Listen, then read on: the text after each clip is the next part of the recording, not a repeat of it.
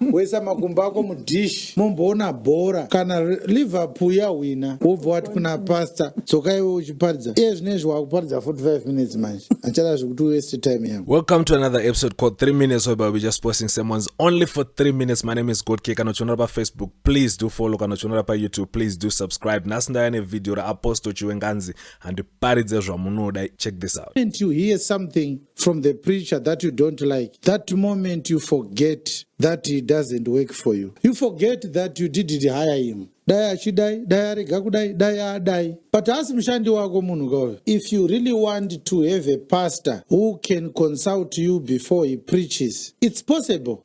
You can hire one yourself, especially in Africa where jobs are very scarce.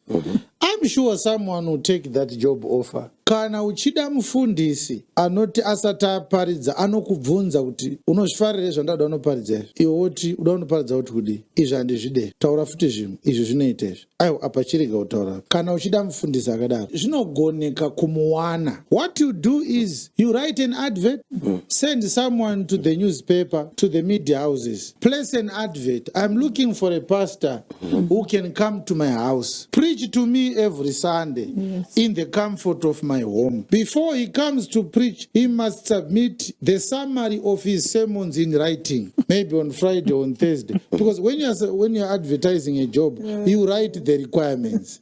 On Wednesday, latest submission date, Thursday evening.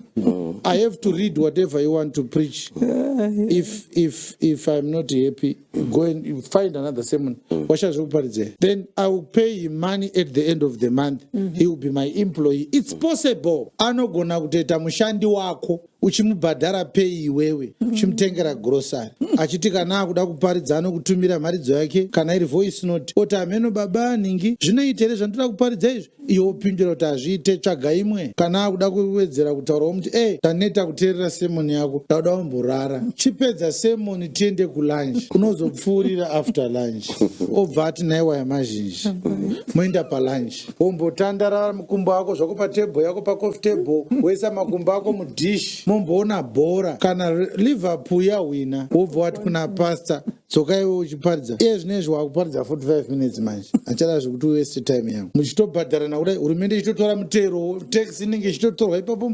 muchitobhadharana. You can't judge me now concerning how I'm doing my work because I don't work for you. Why would you meet someone who has been preaching for 12 years and suddenly think that he can take instructions from you? So judgments of apostles is done by the Lord because he is the one who has commissioned them. If these teachings are offensive to you, I'm very sorry, my dear. I will not